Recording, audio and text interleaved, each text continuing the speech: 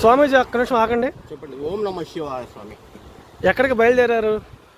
పల్నాడు జిల్లా కలెక్టర్ కార్యాలయం వరకు మేము అర్జీ ఇవ్వడానికి వెళ్తున్నాం స్వామి. గత 12 నెలలుగా మేము అర్జీలు ఇస్తున్నాం స్వామి. సమస్య ఏంటి అంటే సదాశివుడు స్వయంగా పరమేశ్వరుడే శివలింగ రూపముగా ఆవిర్భవించినటువంటి కొండ గుర్రాల కొండ సింహాక్షేత్రము పల్నాడు జిల్లా చల్లగొండ్ల గ్రామం నగరిగలుగు మండలం నందు కలదు స్వామి.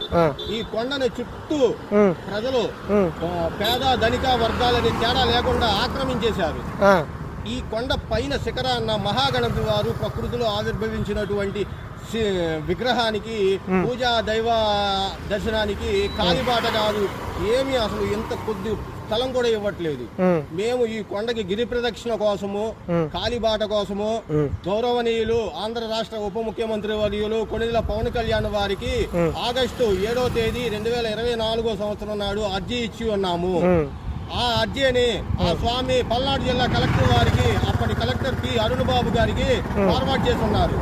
కానీ అప్పటి నుంచి ఏ ఒక్కరూ కూడా జిల్లా స్థాయి గాని మండల స్థాయి గాని గ్రామ స్థాయి పంచాయతీ ప్రెస్ సెక్రటరీ కూడా ఏ విధమైన చర్యలు తీసుకోకుండా మాకు కాలిబాట ఇవ్వకుండా గిరి ప్రదక్షిణ ఇవ్వకుండా దైవాన్ని తక్కువ చేసి చేస్తున్నారు.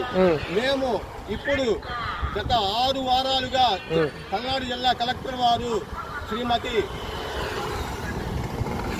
శుక్లా వారికి మేము అర్జీలు దాఖలు చేస్తున్నాము. పాదయాత్ర చేస్తూ శ్రీ మహాఆశ్రమం నుంచి మేము నడిచి వెళ్ళి జిల్లా కలెక్టర్ కార్యాలయం నందు అర్జీలు సమర్పిస్తున్నాము. మాకు కాలిబాట గిరి ప్రదక్షిణ ఇవ్వమని గౌరవనీయులు శ్రీ కొణిదెల పవన్ కళ్యాణ్ వారిని కోరుతున్నాము. ఓం నమ శివాయ.